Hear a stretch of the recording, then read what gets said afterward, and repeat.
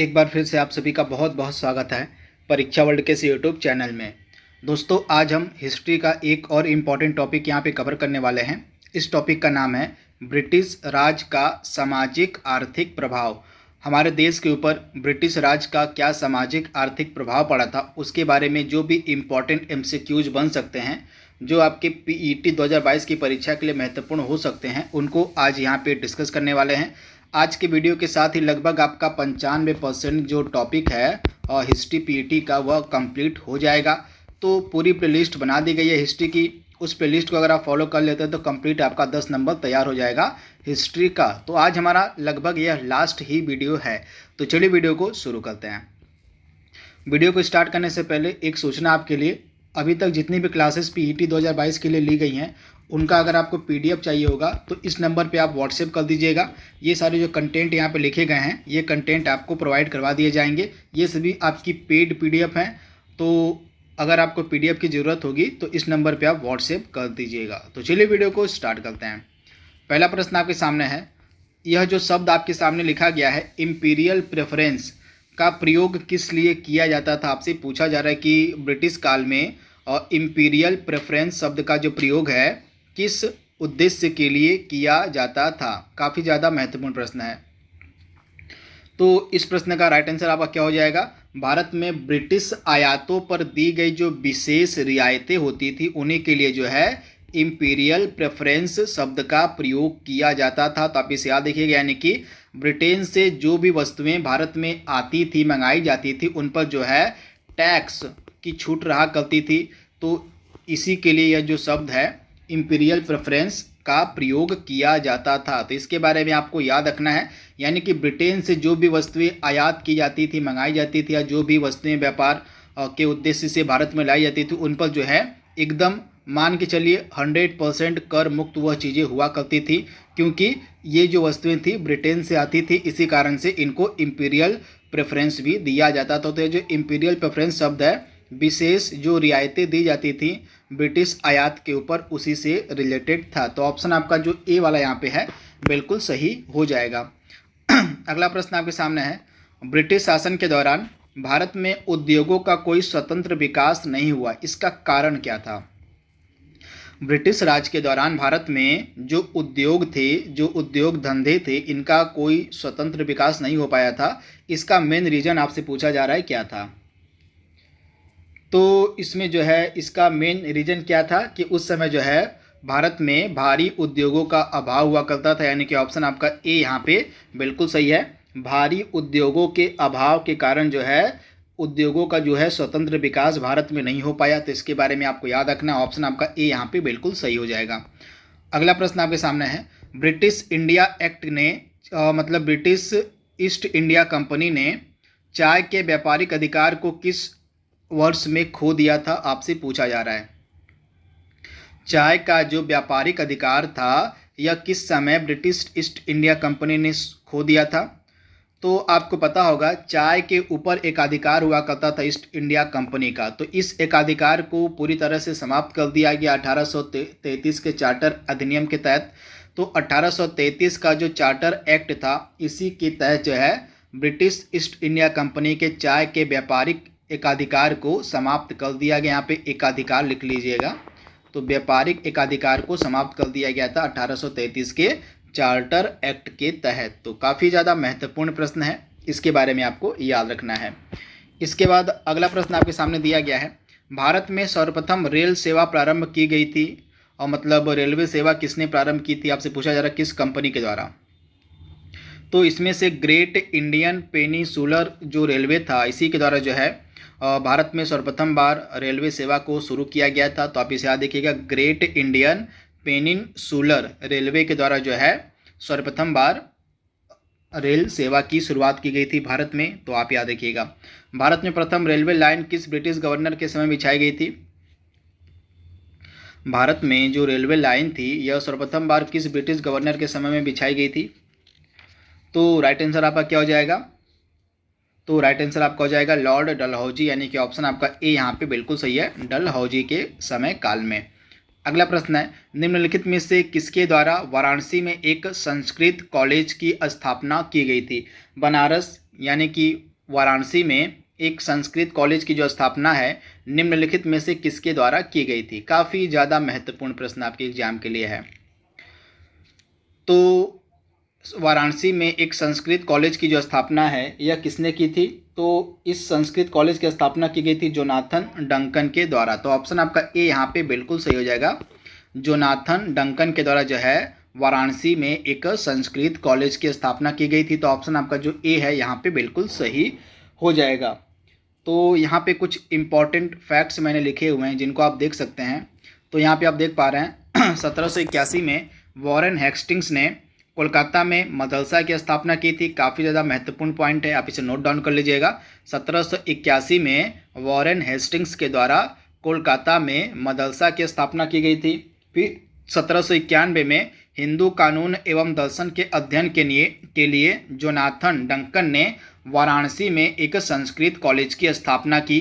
तो ये सभी शिक्षा के क्षेत्र में उठाए गए कदम थे और किसके द्वारा? तो ब्रिटिशों के द्वारा। तो वही चीज़ यहाँ पे लिखी गई हैं।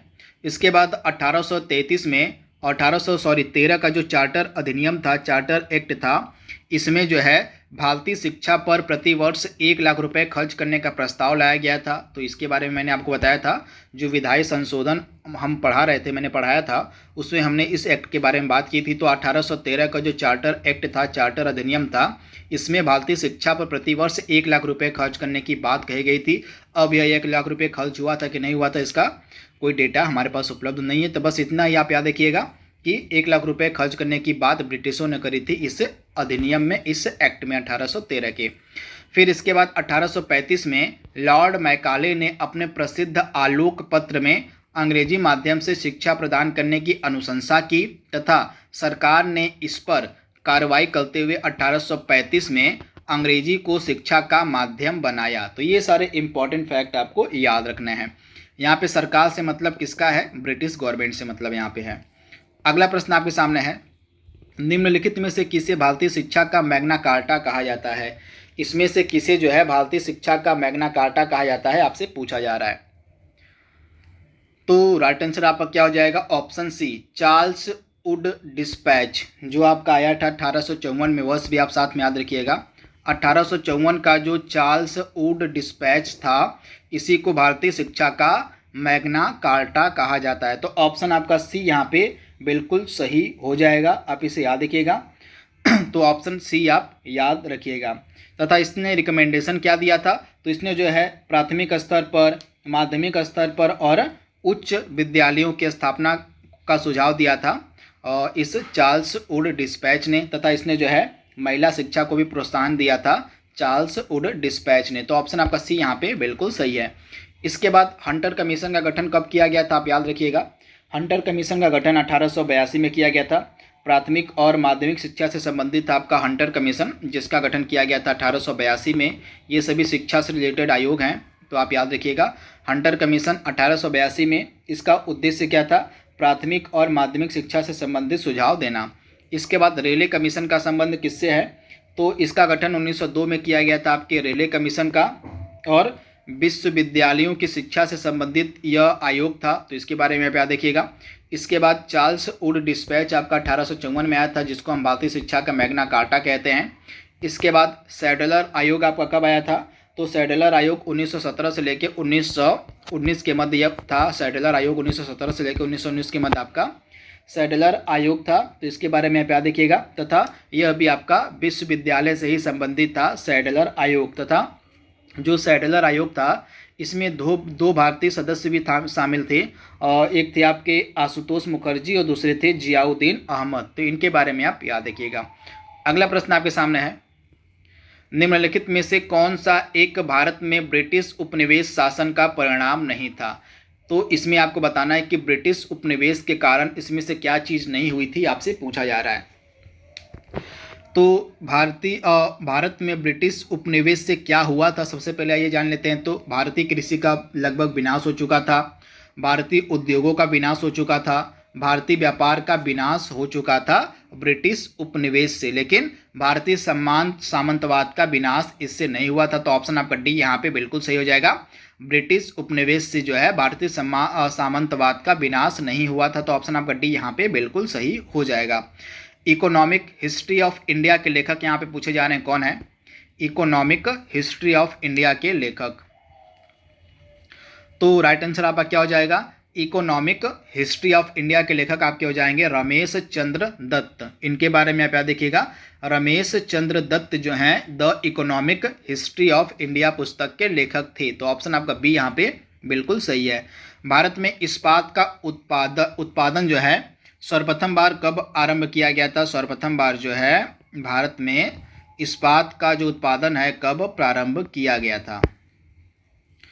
तो राइट आंसर आपका क्या हो जाएगा? 1913 में। ऑप्शन आपका बी यहाँ पे बिल्कुल सही है। भारत में इस्पात का जो उत्पादन है सर्वप्रथम 1913 में प्रारंभ हुआ था। तो ऑप्शन आपका बी यहाँ पे 100% सही जवाब हो जाएगा।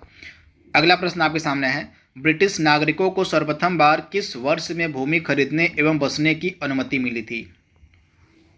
ब्रिटिश जो नागरिक थे उनको सर्वप्रथम बार भारत में भूमि खरीदने और बसने की जो अनुमति है कब मिली थी?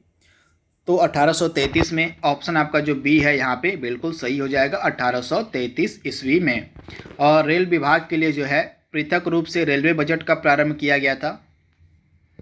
रेल विभाग के लिए अलग से जो रेलवे बजट था या इसको जो है कब प्रारंभ किया गया था? तो 1925 में। आप याद रखिएगा, रेल विभाग के लिए जो है पृथक बजट जो है शुरू किया गया था 1925 में। तो ऑप्शन आपका ए यहाँ पे बिल्कुल सही हो जाएगा। और भारत में विकेंद्रीयकरण का शुभारंभ किसके समय में हुआ था? भारत में विकेंद्रीयकरण का जो शुभारंभ है किसके समय में हुआ था? तो मेयो के कार्यकाल में। ऑप्शन आपका डी यहाँ पे बिल्कुल सही हो जाएगा। लॉर्ड मेयो के कार्यकाल में जो है भारत में विकेंद्रीयकरण का शुभारंभ हुआ था। तो ऑप्शन आपका डी यहाँ पे जो दिया गया है बिल्कुल सही हो जाएगा। अगला प्रश्न आपकी स्क्रीन पर है, 1938 में जो भारतीय राष्ट्रीय कांग्रेस के अनुरोध पर जो राष्ट्रीय योजना समिति बनाई गई थी उसके अध्यक्ष यहाँ पे पूछे जा रहे हैं, कौन थे? तो भारतीय राष्ट्रीय कांग्रेस के अनुरोध पर जो राष्ट्रीय योजना समिति बनाई गई थी इसके अध्यक्ष थे जवाहरलाल नेहरू। ऑप्शन आपका बी यहाँ पे बिल्कुल सही है, जवाहरलाल नेहरू। 20वीं सदी के पूर्वार्ध में देश में जो अकाल पड़ा था 1942 से 43 के दौरान, तो यह कहाँ पर अकाल पड़ा था आपसे पूछा जा रहा है। तो यह जो अकाल था पड़ा था बंगाल में, बहुत ही भयंकर अकाल था। तो ऑप्शन आपका ए यहाँ पे बिल्कुल सही हो जाएगा, बंगाल में। कांग्रेस के किस अधिवेशन में पहली बार कांग्रेस के द्वारा मौलिक अधिकारों और राष्ट्रीय आर्थिक कार्यक्रम से संबंधित प्रस्ताव पारित किए गए थे? तो कांग्रेस का वह कौन सा अधिवेशन था जिसमें मौलिक अधिकारों एवं राष्ट्रीय आर्थिक कार्यक्रमों से संबंधित प्रस्ताव पारित किए गए थे? काफ़ी ज़्यादा महत्वपूर्ण प्रश्न आपका है। तो राइट आंसर आपका क्या हो जाएगा? कराची अधिवेशन 1931। तो ऑप्शन आपका ए यहाँ पे बिल्कुल सही है। और इस कराची सेशन की जो अध्यक्षता की गई थी किसके द्वारा? सरदार पटेल के द्वारा। सरदार वल्लभ भाई पटेल के द्वारा जो है इस कराची सेशन की अध्यक्षता की गई थी और इसी में जो है मौलिक अधिकारों और राष्ट्रीय आर्थिक कार्यक्रम से संबंधित प्रस्ताव पारित किए गए थे। तो ऑप्शन आपका ए यहाँ पे बिल्कुल सही है। और पहली जो आधुनिक पटसन मिल है कहाँ पर स्थापित की गई थी भारत में, आपसे पूछा जा रहा है। पहली आधुनिक पटसन मिल, तो पहली आधुनिक पटसन मिल बंगाल के रिसरा में स्थापित की गई थी। तो आप याद रखिएगा, बंगाल के रिसरा में, रिसरा इस प्रकार से लिखा जाएगा, रिसरा। तो बंगाल का जो रिसरा नामक स्थान है यहीं पे पहली आधुनिक पटसन मिल स्थापित की गई थी। तो ऑप्शन ए आपका बिल्कुल सही है। भारत में लौह इस्पात उद्योग की प्रथम सफल इकाई की स्थापना स्वतंत्रता पूर्व यानी कि आज़ादी से पहले 1874 में कहाँ पर की गई थी? तो आप याद रखिएगा, पश्चिम बंगाल के कुल्टी में, यानी कि ऑप्शन आपका ए यहाँ पे बिल्कुल सही है। पश्चिम बंगाल के कुल्टी में जो है भारत में लौह इस्पात उद्योग की प्रथम सफल इकाई की स्थापना की गई थी। तो ऑप्शन आपका ए यहाँ पे बिल्कुल सही हो जाएगा, पश्चिम बंगाल के कुल्टी नामक स्थान पे। यहाँ पे डिटेल भी लिखी गई है, यहाँ पे आप देख पा रहे हैं। भारत में लौह इस्पात या स्टील उद्योग की प्रथम सफल इकाई की जो स्थापना है स्वतंत्रता पूर्व 1874 ईस्वी में पश्चिम बंगाल के कुल्टी नामक स्थान पर की गई थी। फिर इसके बाद जमशेद जी टाटा के द्वारा जमशेदपुर में टिस्को इस्पात इकाई की स्थापना कब की गई थी? तो ऑप्शन आपका यहाँ पे यहाँ पे आंसर 1907 होगा। तो 1907 में जो है टिस्को की स्थापना की गई थी जमशेदपुर में जमशेद जी टाटा के द्वारा। तो ये फैक्ट भी आपको याद रखना, आपसे पूछा जा सकता है। तो टिस्को की जो स्थापना है 1907 में और जी टाटा के द्वारा की गई थी जमशेदपुर में। इम्पॉर्टेंट है। अगला प्रश्न है, और भारत में आधुनिक शिक्षा का जन्मदाता किसे कहा जाता है? तो चार्ल्स ग्रांट को। ऑप्शन आपका ए यहाँ पे बिल्कुल सही हो जाएगा। चार्ल्स ग्रांट को जो है भारत में आधुनिक शिक्षा का जन्मदाता माना जाता है। अगला प्रश्न आपकी स्क्रीन पर है, और भारत में ब्रिटिश भू राजस्व प्रणाली का निम्नलिखित में से किसने सबसे अधिक लाभ कमाया? यानी कि जो भारत में ब्रिटिशों के द्वारा भूमि राजस्व सिस्टम इस्टेब्लिश किया गया था, जैसे महालवाड़ी व्यवस्था हो गई, रैयतवाड़ी व्यवस्था हो गई, अस्थाई बंदोबस्त हो गया, तो इनसे जो है सबसे ज़्यादा लाभ किसने कमाया था, यही चीज़ यहाँ पे पूछी गई है। तो भूमि राजस्व सिस्टम से सबसे ज़्यादा लाभ कमाए थे जमींदार। तो इनके बारे में आपको याद रखना, जमींदारों ने जो है सबसे अधिक लाभ कमाया था भू राजस्व सिस्टम से। तो ऑप्शन आपका सी यहाँ पे बिल्कुल सही हो जाएगा। भारत में सबसे पहला सूती वस्त्र मिल किस शहर में स्थापित किया गया? तो दिए गए ऑप्शन में से राइट आंसर आपका क्या हो जाएगा? मुंबई में। आप याद रखिएगा, भारत में सबसे पहला सूती वस्त्र मिल जो सफल रहा था वह मुंबई में स्थापित किया गया था। तो ऑप्शन आपका बी यहाँ पे बिल्कुल सही हो जाएगा, मुंबई। यहाँ पे आप देख पा रहे हैं पूरी डिटेल लिखी गई है।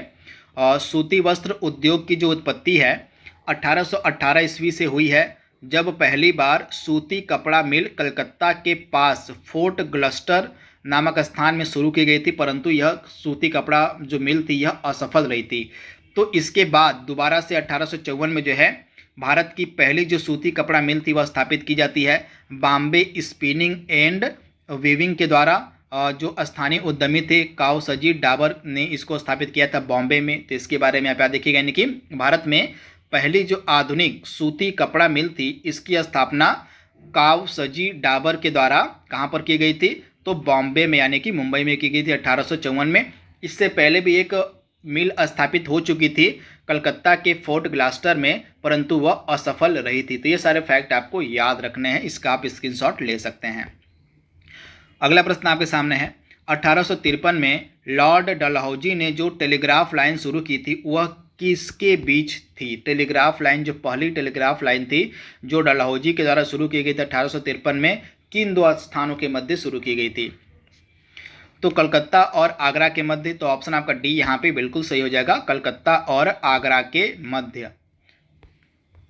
अगला प्रश्न आपके सामने है, अंग्रेजों के द्वारा सर्वप्रथम कहवा बागान कहाँ लगाए गए थे? अंग्रेजों ने सर्वप्रथम बार जो कहवा के बागान थे, कॉफ़ी के बागान थे, ये कहाँ पर लगाए थे? इंपॉर्टेंट प्रश्न है। तो अंग्रेजों के द्वारा सर्वप्रथम बार जो कहवा के बागान थे ये लगाए गए थे वायनाड में। तो ऑप्शन आपका जो डी वाला दिया गया है वायनाड जनपद बिल्कुल सही हो जाएगा। और नील कृषकों की दुर्दशा के ऊपर एक पुस्तक लिखी गई जिसका नाम है नील दर्पण। तो इसके लेखक कौन है? तो नील दर्पण पुस्तक के लेखक आपके हैं दीनबंधु मित्र, यानी कि ऑप्शन आपका बी यहाँ पे बिल्कुल सही हो जाएगा, दीनबंधु मित्र। तो नील कृषकों की दुर्दशा आपको पता ही होगी। इस नील की कृषि ने जो है लगभग किसानों की हालत को बहुत ही बदतर कर दिया था। तो इसी नील कृषि के ऊपर यह पुस्तक लिखी गई थी नील दर्पण, जिसको लिखा था दीनबंधु मित्र ने। तो इसके बारे में आप याद रखिएगा। तथा इसी नील की कृषि के चलते ही जो चंपारण मूवमेंट था महात्मा गांधी के द्वारा वह स्टार्ट किया गया था बिहार के चंपारण में। तो इसके बारे में भी आप याद रखिएगा। और 18वीं सदी में बंगाल में वस्त्र उद्योग के पतन के लिए सबसे ज़्यादा उत्तरदायी कारण क्या था? 18वीं सदी में जो बंगाल के जो कपड़ा उद्योग थे, जो वस्त्र उद्योग थे, उनका पतन हो गया। तो उसके लिए उत्तरदायी कारण पूछा गया है, क्या था? तो वस्त्र उद्योग के लिए जो उत्तरदायी कारण था, उनके पतन के लिए उत्तरदायी कारण था वह था ब्रिटेन को निर्यात करने वाले माल पर उच्च तट कर। तो मैंने आपको बताया था कि ब्रिटेन के लिए भारत से जो भी वस्तुएं जाती थी उन पर बहुत ही ज़्यादा टैक्स ब्रिटिशों के द्वारा लगाया जाता था। तो यहाँ पे आप देख पा रहे हैं ब्रिटेन, भारत से जो वस्तुएं ब्रिटेन को निर्यात की जाती थी, जो भेजी जाती थी, उन पर जो है ब्रिटिश बहुत ही ज़्यादा तट कर लगाते थे, अन्य कर लगाते थे, जिस कारण से भारतीय जो उद्योग धंधा था वह पूरी तरह से चौपट हो गया। इसके बजाय जो ब्रिटेन से वस्तुएं सीधे भारत आती थी, यानी कि ब्रिटेन की जो वस्तुएं भारत आती थी उन पर जो है कोई भी कर नहीं लगाया जाता था, जिस कारण से ब्रिटेन ने बहुत ही ज़्यादा मुनाफा कमाया। इसी कारण से हमारी जो अर्थव्यवस्था थी भारत की वह पूरी तरह से चौपट भी हो गई थी। तो भारत से जो भी वस्तुएं ब्रिटेन को जाती थी उन पर बहुत ही ज़्यादा कर लगाए जाते थे, लेकिन ब्रिटेन से जो वस्तुएं भारत में आती थी उन पर जो है कर नहीं लगते थे। तो ये सारी चीज़ें आपको पता होनी चाहिए। तो ऑप्शन आपका जो सी है यहाँ पे बिल्कुल सही हो जाएगा। ब्रिटेन को निर्यात करने वाले माल पर उच्च तट कर का होना, जिसके कारण से बंगाल का जो वस्त्र उद्योग था उसका पतन हो गया। अगला प्रश्न आपके सामने है, भारत में अंग्रेजों के समय में प्रथम जनगणना किसके कार्यकाल में हुई थी? भारत में अंग्रेजों के समय में जो पहली जनगणना थी किसके काल में हुई थी, यही चीज़ आपसे पूछी गई है। तो इसका जवाब आपको देना है कि किसके शासनकाल में पहली बार जनगणना हुई थी। काफ़ी ज़्यादा महत्वपूर्ण प्रश्न आपके एग्जाम के लिए है।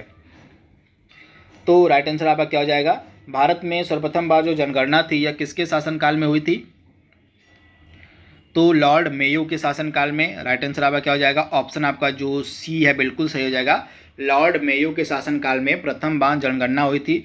क्या आप कमेंट बॉक्स में बता सकते हैं कि प्रथम नियमित रूप से जनगणना नियमित रूप से जनगणना की शुरुआत का जो श्रेय जो है लॉर्ड मेयो को जाता है, परंतु भारत में जो नियमित रूप से जनगणना थी उसकी शुरुआत किसके द्वारा की गई थी, किसके कार्यकाल में जो है नियमित रूप से जनगणना की शुरुआत हुई, यह आपको कमेंट बॉक्स में बताना है।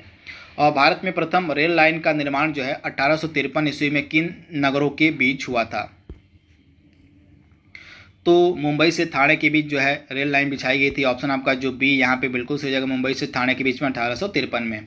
अंग्रेजी शासनकाल में भारत का कौन सा क्षेत्र अफीम उत्पादन के लिए प्रसिद्ध था, फेमस था? तो सबसे ज़्यादा अफीम उत्पादन के लिए फेमस था बिहार, यानी कि ऑप्शन आपका ए यहाँ पे बिल्कुल सही हो जाएगा, बिहार राज्य। अगला प्रश्न आपकी स्क्रीन पर है, इस्तमरारी बंदोबस्त किसने लागू किया था? आपसे पूछा जा रहा है कि जो इस्तमरारी बंदोबस्त है यह किसके द्वारा लागू किया गया था? बहुत ही ज़्यादा महत्वपूर्ण प्रश्न आपके एग्जाम के लिए है। तो राइट आंसर आपका क्या हो जाएगा? जो इस्तमरारी बंदोबस्त, इसके अन्य दो नाम भी हैं, जैसे आपका हो जाएगा अस्थाई बंदोबस्त भी इसको बोलते हैं हम, या इसको हम जमींदारी बंदोबस्त के नाम से भी जानते हैं। तो इसके 2-3 नाम हैं, तो आपको कंफ्यूज नहीं होना है। तो यहाँ पे इस्तमरारी पूछा गया है, या अगर आपसे पूछ ले अस्थाई बंदोबस्त किसने लागू किया था, या आपसे पूछ ले जमींदारी जो बंदोबस्त था किसके द्वारा लागू किया गया था, तो तीनों का आंसर आपका एक ही हो जाएगा, कॉर्नवालिस के द्वारा जो है इसकी शुरुआत की गई थी 1793 में। तो ये सारे फैक्ट आपको याद रखने हैं। अस्थाई बंदोबस्त या जमींदारू बंदोबस्त या इस्तमरारी बंदोबस्त, इनकी जो शुरुआत है कॉर्नवालिस के द्वारा की गई थी 1793 ईस्वी में। तो आप इसे याद रखिएगा। तथा यह जो अस्थाई बंदोबस्त था इसको हम सनसेट लॉ के नाम से भी जानते हैं। याद देखिएगा, इसको जो है सनसेट लॉ या सूर्यास्त का कानून भी कहा जाता है। तो ये सारे फैक्ट आपको याद रखने हैं। अगला प्रश्न आपके सामने है, किसके प्रशासन काल में अस्थाई बंदोबस्त प्रारंभ किया गया था? किसके प्रशासन काल में जो है अस्थाई बंदोबस्त प्रारंभ किया गया था, आपसे पूछा जा रहा है। तो राइट आंसर आपका क्या हो जाएगा? किसके प्रशासन काल में अस्थाई बंदोबस्त प्रारंभ किया गया था? तो मैंने आपको भी बताया है, अस्थाई बंदोबस्त या इस्तमरारी बंदोबस्त या आपसे पूछते जमींदारी बंदोबस्त, तीनों का आंसर आपका एक ही होगा। और क्या हो जाएगा? कॉर्नवालिस के समय काल में, यानी कि ऑप्शन आपका बी यहाँ पे बिल्कुल सही हो जाएगा। वर्ष क्या था? तो वर्ष आपका था 1793। तथा भारत के कौन कौन से पार्ट पर कितने % एरिया पर अस्थाई बंदोबस्त शुरू किया गया था, ये भी काफ़ी अच्छा प्रश्न है। तो भारत के टोटल 19% भूभाग पर जो है अस्थाई बंदोबस्त शुरू किया गया था। तो ये भूभाग कौन कौन से थे? तो आप याद रखिएगा, यह जो व्यवस्था थी यह बंगाल, बिहार, उड़ीसा, मद्रास के उत्तरी जिले सहित बनारस में भी लागू की गई थी। तो यह फैक्ट आप याद रखिएगा। अगला प्रश्न आपके सामने है, अस्थाई बंदोबस्त किससे किया गया था? यानी कि जो अस्थाई बंदोबस्त था किसानों से किया गया था, जमींदारों से किया गया था, मजदूरों से किया गया था, या व्यापारियों के साथ किया गया था? तो अस्थाई बंदोबस्त जो है जमींदारों से किया गया था, यानी कि ब्रिटिशों ने जो है जमींदारों से अस्थाई बंदोबस्त किया था। तो ऑप्शन आपका जो बी है यहाँ पे बिल्कुल सही हो जाएगा। जमींदारों का यह काम था कि इससे जो भी कर वसूल हो वो कर सीधे वो ब्रिटिश सरकार को दे दें। तो आप इसे याद रखिएगा, यानी कि कर को वसूलने की जो जिम्मेदारी थी जमींदारों को दी गई थी अस्थाई बंदोबस्त में। कॉर्नवालिस के द्वारा अस्थाई बंदोबस्त कब लागू किया गया था? तो 1793 में, यानी कि ऑप्शन आपका डी यहाँ पे बिल्कुल सही है, 1793 में। अगला प्रश्न आपकी स्क्रीन पर दिया गया है, अस्थाई बंदोबस्त पूरे भारत के कितने % भूभाग पर लागू था? तो पूरे भारत के 19% भूभाग पर जो है अस्थायी बंदोबस्त लागू थे, यानी कि ऑप्शन आपका सी यहाँ पे बिल्कुल सही हो जाएगा। कितने प्रतिशत भूभाग पर? तो 19% भूभाग पर। सर टॉमस मुनरो किस भू राजस्व व्यवस्था से संबंधित था? आपको बताना है कि जो थॉमस, यहाँ पे टॉमस नहीं थॉमस होगा, तो थॉमस मुनरो जो था, थॉमस मुनरो जो था यह किस भू राजस्व व्यवस्था से संबंधित था? तो थॉमस मुनरो का संबंध हो जाएगा रैयतवाड़ी बंदोबस्त से, यानी कि ऑप्शन आपका जो यहाँ पे बी है बिल्कुल सही हो जाएगा। रैयतवाड़ी बंदोबस्त से संबंधित था थॉमस मुनरो। तो आप इसे याद रखिएगा, थॉमस मुनरो और कैप्टन रीड इन दोनों ने मिलकर, थॉमस मुनरो और कैप्टन रीड इन दोनों ने मिलकर जो है रैयतवाड़ी व्यवस्था की शुरुआत की थी। तो ये फैक्ट आप याद रखिएगा, काफ़ी ज़्यादा महत्वपूर्ण है। थॉमस मुनरो और कैप्टन रीड इन दोनों ने मिलकर जो है इस व्यवस्था की शुरुआत की थी। तो इसके बारे में आप याद रखिएगा। तथा यह जो थॉमस मुनरो था उस समय मद्रास का गवर्नर हुआ करता था। तो इसके बारे में आप याद रखिएगा। अब यहाँ पे बात रैयतवाड़ी व्यवस्था की हो रही है, रैयतवाड़ी बंदोबस्त की हो रही है। तो रैयतवाड़ी बंदोबस्त भारत के कितने प्रतिशत भूभाग पर लागू था? तो रैयतवाड़ी जो बंदोबस्त है पूरे भारत के 51% भूभाग पर लागू था। कौन कौन से एरियाज में आते थे? तो इसमें जो है आपका तमिलनाडु हो गया, मद्रास हो गया, बम्बई प्रेसिडेंसी के कुछ पार्ट हो गए, इसके अलावा असम तथा कुर्ग के कुछ हिस्सों पर जो है यह लागू किया गया था रैयतवाड़ी बंदोबस्त। इसके अलावा इसको प्रायोगिक तौर पर तमिलनाडु के 12 महल से, प्रायोगिक तौर पर तमिलनाडु के 12 महल डिस्ट्रिक्ट से जो है इसको लॉन्च किया गया था। तो ये फैक्ट भी आपको याद रखना है। तो अगर आपसे पूछ ले कि जो रैयतवाड़ी व्यवस्था थी यह प्रायोगिक तौर पर कहाँ पर लागू की गई थी? तो प्रायोगिक तौर पर तमिलनाडु के 12 महल में यह लागू की गई थी रैयतवाड़ी व्यवस्था। तो इसके बारे में आप याद रखिएगा। अगला प्रश्न आपके सामने है, रैयतवाड़ी बंदोबस्त की ब्रिटिश भारत के कुल कितने मतलब रैयतवाड़ी बंदोबस्त को जो है ब्रिटिश भारत के कुल कितने प्रतिशत क्षेत्र पर लागू किया गया था? तो मैंने आपको अभी बताया 51% भूभाग पर जो है रैयतवाड़ी बंदोबस्त को लागू किया गया था, रैयतवाड़ी व्यवस्था को लागू किया गया था। तो इसके बारे में आपको याद रखना है कौन कौन से एरिया थे। तमिलनाडु हो गया, मद्रास हो गया, बम्बई प्रेसिडेंसी हो गई, इसके अलावा असम तथा कुर्ग के कुछ पार्ट हो गए जहाँ पर यह व्यवस्था लागू की गई थी। किसके द्वारा इसकी शुरुआत की गई थी? तो थॉमस मुनरो और कैप्टन रीड के द्वारा। अंग्रेजों के शासनकाल में भारत के आर्थिक दोहन का जो सिद्धांत है यह किसने दिया था? आर्थिक दोहन का जो सिद्धांत है किसके द्वारा दिया गया था? काफ़ी ज़्यादा महत्वपूर्ण है। तो राइट आंसर आपका क्या हो जाएगा? दादा भाई नौरोजी के द्वारा जो है आर्थिक दोहन का सिद्धांत प्रतिपादित किया गया था, दिया गया था। तो ऑप्शन आपका जो बी यहाँ पे है बिल्कुल सही हो जाएगा। काफ़ी ज़्यादा महत्वपूर्ण प्रश्न है, आपसे डायरेक्टली पूछा जा सकता है इसके बारे में। तो आप इसे याद रखिएगा, दादा भाई नौरोजी के द्वारा। अगला प्रश्न आपके सामने है, poverty and the un British rule in India नामक पुस्तक के लेखक यहाँ पे पूछे जा रहे हैं कौन थे? Poverty and un British rule in India पुस्तक के लेखक। तो इस पुस्तक के लेखक आपके कौन हो जाएंगे? तो इस पुस्तक के लेखक आपके हैं दादा भाई नौरोजी, यानी कि ऑप्शन आपका जो यहाँ पे दिया गया है सी वाला बिल्कुल सही हो जाएगा। दादा भाई नौरोजी के द्वारा जो है इस पुस्तक को लिखा गया था, poverty and the un British rule in India. तो इसके बारे में आप याद रखिएगा। क्या बता सकते हैं कि यह जो पुस्तक है किस वर्ष में प्रकाशित की गई थी? मैं आपको ऑप्शन दे रहा हूँ। 1899 पहला ऑप्शन आपके पास है, दूसरा ऑप्शन 1900 ईस्वी है, तीसरा ऑप्शन 1901 है, चौथा ऑप्शन 1902 है। तो आप बताइएगा कि किन वर्ष में जो है इस पुस्तक को प्रकाशित किया गया था, poverty and the un British rule in India. इस प्रश्न को कई बार एग्जाम में पूछा गया है, तो इसी कारण से मैंने आपसे पूछा है। और निम्नलिखित में से किसने कहा था कि भारत में ब्रिटिश आर्थिक नीति घिनौनी है? भारत में ब्रिटिश आर्थिक नीति घिनौनी है, यह किसने कहा था? तो यह कार्ल मार्क्स ने कहा था, यानी कि ऑप्शन आपका ए यहाँ पे बिल्कुल सही हो जाएगा, कार्ल मार्क्स ने यह कहा था। अगला प्रश्न आपके सामने है, भारत में पहली सूती मिल 1853 ईस्वी में कावसजी नाना भाई ने कहाँ पर स्थापित की थी?